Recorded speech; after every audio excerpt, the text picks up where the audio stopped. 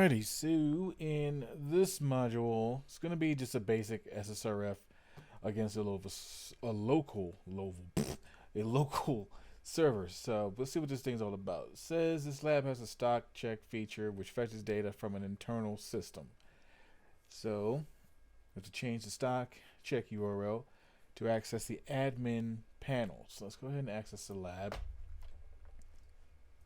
We got this bad boy added into a skip. Correct. Let's find out. Let's turn our proxy on first. Should have probably done that ahead of time. Refresh the screen here. And there we go. Alright. So let's go ahead and do our natural clicking around. See, collect all the traffic that we can. Okay, click here. We have a check stock London, so let's click that check stock button. 846 units is the response. Go back over to our list. It looks like that's everything. Let's bring our VoIP up. Go over to our proxy and our HTTP history and see what we got here. All right. So we got a header. We have a root path, product stock, and here is a request from the stock to call the API to look for an item and see what kind of info we can get from it. So, which with the response from that is 846, meaning how many items were in stock, that much. So this is the parameter that we're gonna play with a little bit.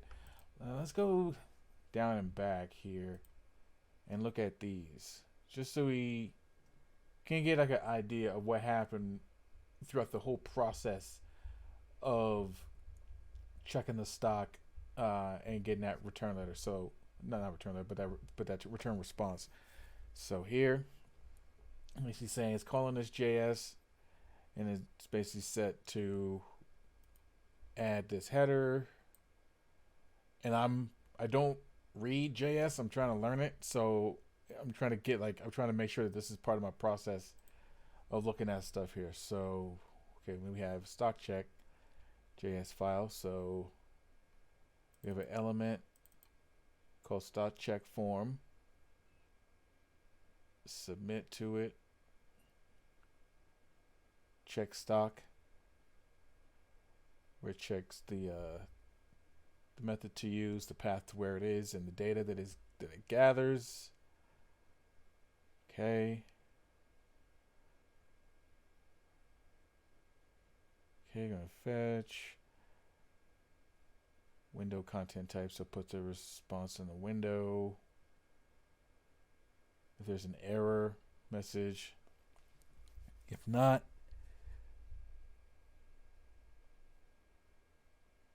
check the check stock element, which would pull this data down, looks like, and gather this and then present it to us, looks like. But here is the call to the internal API that gives us that. So this is SSRF. So one of the things that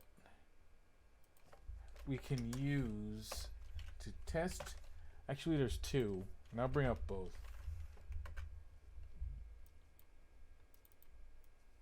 Okay, it's going to be webhook as well as the interact SH web client. So let's do webhook first. Go ahead and copy this. Webhook provides us with a URL to test for blind SSRF, gives us a URL and an email address, also a command line command here. So let's go ahead and place this here. Actually, we might need to URL encode it first. Alright, so let's send this one and see if we get a response from our webhook. Doesn't look like that we do, so let's URL encode it.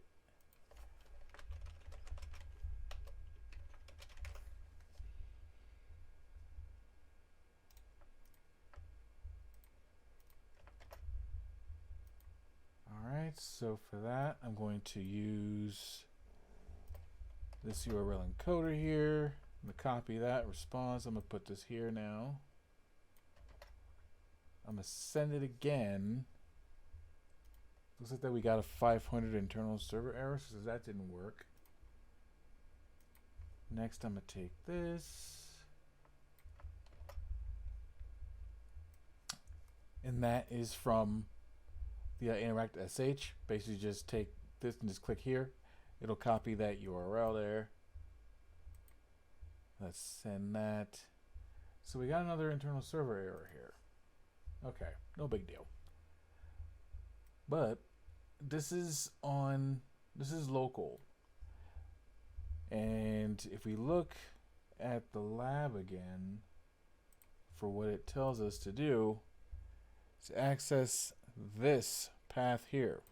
What I was doing was seeing if, since this is the path that it's having us interact with, to see if we can be reached like externally, which was why I use those tools. And I think that they work within the labs moving forward on this here.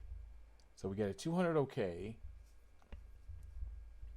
And let's render this to see what it actually presents to us. And it looks like that it brings us straight to this admin panel. And we can look. So we have two different things. We can do this in one out of two ways. So as we scroll down here, we see the href, which shows us where to go to delete the user Carlos. Also, we have this response here. So if I copy this URL and I make sure that the damn intruder is not on. Okay, cool. Go ahead and paste this in. Whoops, method not allowed, my bad. Bring this back up. Over to our repeater. Where did it go? There you are. Okay. I thought it would direct me straight to the admin panel, but it didn't. Alright, so here's what to do. So we have admin delete user Carlos. So let's add this here. Whoops.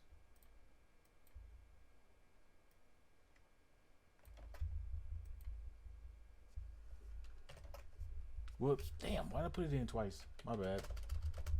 There we go. Okay, we have a 302 found. Oh, the redirection. Yeah, it's unauthorized, but let's render it anyway. So, we're able to utilize the admin functionality in our instance of burp, taking advantage of the checkstock parameter that makes requests to the server to detect the type of item description, how much is in stock, and cost and stuff like that. We manipulated that parameter to navigate to the admin panel and delete user Carlos. So that's pretty much basic level SSRF in a nutshell. And we're going to keep going and completing these and breaking these things down.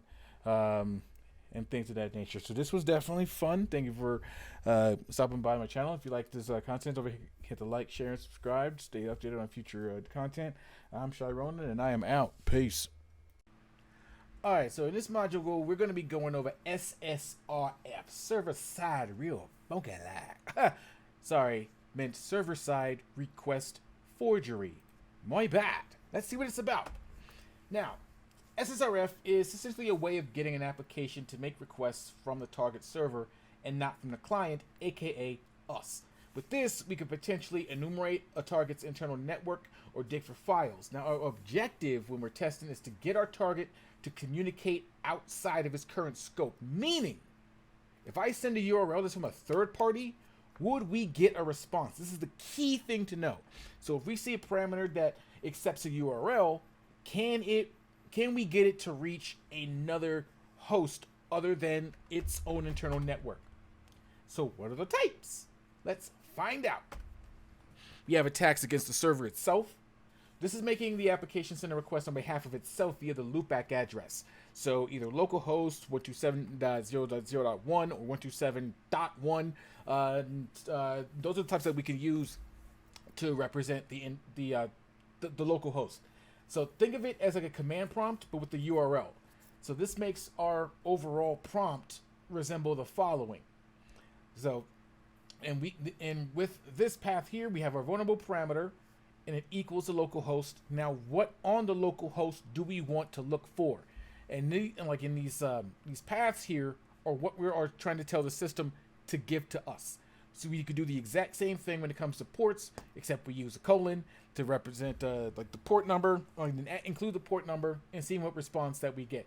If this is successful, we should get whatever resources that are pointing towards these here, or to whatever it is that we're looking for. The next one is our attacks against other back-end systems. So say for example we find an IP address that belongs to another host on the network that we targeted, or on the target network that we are attacking. My bad. We can attempt to access this from the host that we're currently on. So say that we find the IP of an admin panel on one internal system, but we don't have any way to get to it. We can use the one that we're currently attacking, try to make the request for us, and see if we can do like Tevin Campbell and talk for a minute. No, I'm not going to sing it. Next, so let's look at circumventing SSRF defenses. Things that we can do are use an alternative IP representation of the local host. So 127.0.0.1 or 127.1, or like a hex representation. We can register our own domain name that resolves to localhost, and it kind of resembles the Burp collaborator. We can attempt to obfuscate block strings using URL encoding to try to trick the target into allowing our malicious script to be able to be ran, and we can provide it with the URL that we control, where it would redirect the target there. Now this method takes advantage of whitelisted values, in this case values that are equal to symbols. So we can take a bad URL and a good URL and attempt to try to merge them together to try to trick the target into actually reaching our system, or hopefully fooling it to say, yes, I will. Now that it looks like that I'm processing this to go to where I'm supposed to go, I'm going to go to where this other link is telling me to go as well. Kind of weird, but we'll get into it. So we can embed credentials in a URL before the host name using the @ character. We can use the pound character to indicate a URL fragment. We can leverage the DNS naming hierarchy to place required input into a fully FQ, fully qualified domain name that we control. We can attempt to URL encode characters to confuse the URL parsing, and we can use a combination of these together. So we see we're testing it for SSRF via special character to attempt to concatenate the request and hope our domain gets accepted. That was a better explanation than what I gave before. All right. Bypassing via open redirection. This is another good one by taking advantage of a discovered open redirect vulnerability and using that as our base to perform an SSRF attack. So as we see, this takes advantage of an already discovered open redirect vulnerability, and it takes advantage of the path parameter, and we're manipulating this. We're adding this open redirect path to another request someplace else in hopes that it would actually go through, use our command and filter our traffic as we see here. So we're making a request here.